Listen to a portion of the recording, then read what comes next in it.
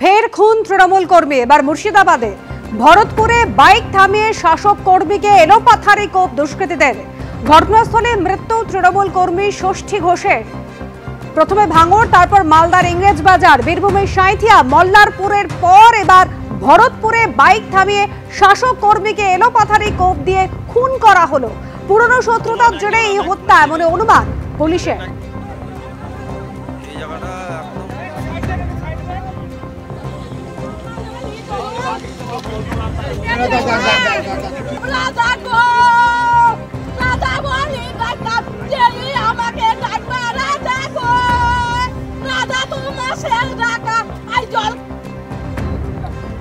মুর্শিদাবাদে ফের খুন তৃণমূল কর্মীর। আগে ভাঙড়ে তৃণমূলের অঞ্চল সভাপতিকে কুপিয়ে নৃশংসভাবে হত্যা করা হয়েছিল। এরপর মালদার ইংরেজবাজার, বীরভূমের সাঁইথিয়াতেও তৃণমূলের অঞ্চল সভাপতি খুন, মল্লারপুরে খুন, আর এবার মুর্শিদাবাদের ভরতপুর। বাইকে করে আসছিলেন এবং বাইক থামিয়ে দুষ্কৃতীরা শাসক কর্মীকে এলোপাথারি কোপ মারে। ঘটনাস্থলে মৃত্যু হয় এই তৃণমূল কর্মী ষষ্ঠী ঘোষের।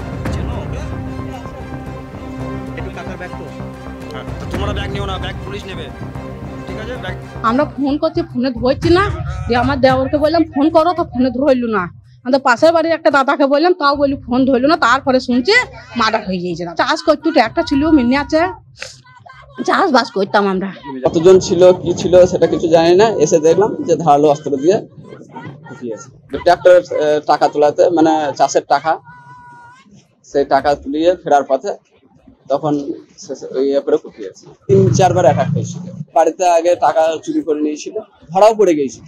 হ্যাঁ, 3 দিন করে। কারা খুন করলো বলে মনে হচ্ছে সেটা বলতে পারবো না, তবে ঘিরে ছিল এর আগেও 3-4 বার। তবে ওটা বড়বাবু তদন্ত করে ওটা বের করবে।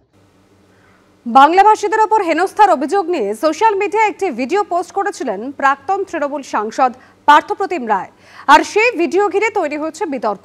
বিতর্কের মুখে পড়ে ভিডিও ডিলিট করলেন প্রাক্তন তৃণমূল সাংসদ।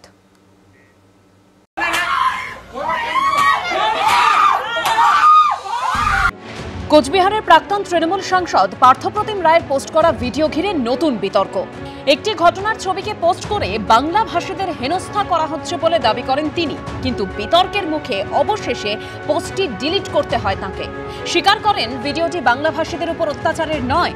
বুধবার এই ভিডিওটি পোস্ট করেন প্রাক্তন তৃণমূল সাংসদ পার্থপ্রতিম রায়, যাতে দেখা যাচ্ছে একজনকে মারতে মারতে গাড়িতে তোলা হচ্ছে। ভয়ঙ্কর আর্তচিৎকার, রেহাই দেওয়ার অনুরোধ, কিন্তু মার থামছে না। শেষমেশ জোর করে ঠেলে ঢোকানো হলো গাড়িতে।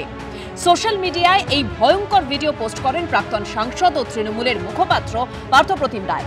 দাবি করেন বিজেপি শাসিত রাজ্য হরিয়ানায় গুরুগ্রাম থেকে কোচবিহারের একজন পরিযায়ী শ্রমিক এই ভিডিওটি পাঠালেন।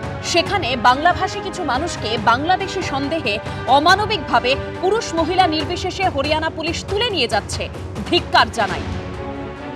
মানুষকে পুলিশ রীতিমতো পিটিয়ে বাংলাভাষী মানুষদেরকে গাড়িতে তুলে নিয়ে চলে যাচ্ছে।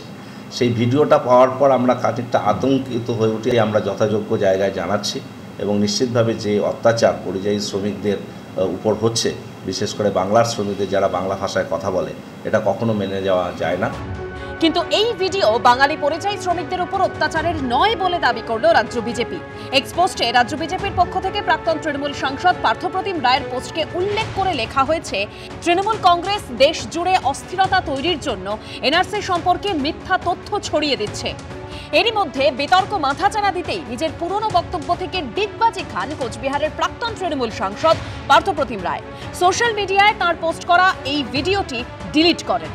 সেই সঙ্গে পুরনো পোস্ট এডিট করে লেখেন, আমি কিছুক্ষণ আগেই জানতে পারি এই ভিডিওটি হরিয়ানার অন্য একটি ঘটনা, কিন্তু এটা ঠিক হরিয়ানার গুরুগ্রাম জুড়ে বাঙালি শ্রমিকদের উপর অত্যাচার চলছে।